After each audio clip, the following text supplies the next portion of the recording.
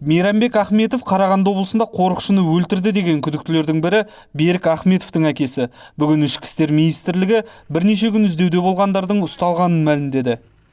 Қайтыс болған жігіттің отбасына және ұжымына бүкіл қазақстандықтарға кешірім сұраймын. Және көңіл айтамын. Қайтейік. Ойнақтап жүрген балам отбасты.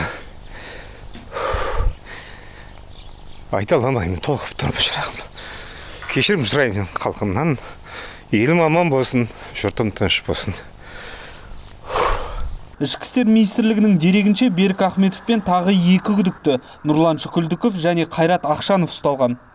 Олар Қызылорда қаласындағы жеке үйлердің бірінде бой тасалаған. Қазіргі уақытта айғақтарды жинауға бағытталған тергеу амалдары жүргізілуде.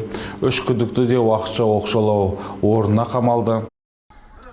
Ал бірнеше күн бұрын қорықшы Ерлан Нұрғалиевті жерлеген Баршын ауылының бір топ тұрғыны істегі куәгерлердің аты жөндерін атауды талап етіп отыр. Айтуларынша, арасында браконьерлер мінген 2-ші көліктегілер, киік мүйізін жинаушы және бұрынғы полиция қызметкері бар. Балыққа келеді, киік атады, бір адам тиісе алмайды оларға. Отставкадағы бір полковник шетінен бетімен кеткен бәрі адамдардың бәрі. Мен сізге айтайын, орган деп айтсаң ұят. Талай кездестірдік ондай адамдарды. Осы балықтың өзенің басына алғанда мас болып тұрып талай корочкаларын алып шыққан күндері болды.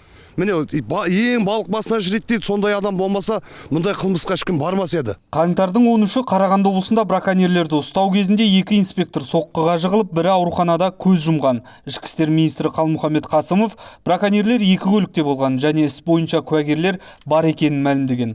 Арасында бұрынғы полиция қызметкері болған дегенге байланысты Ішкі істер министрлігі тергеу құпиясына сілтеп жауап беруден бас тартты.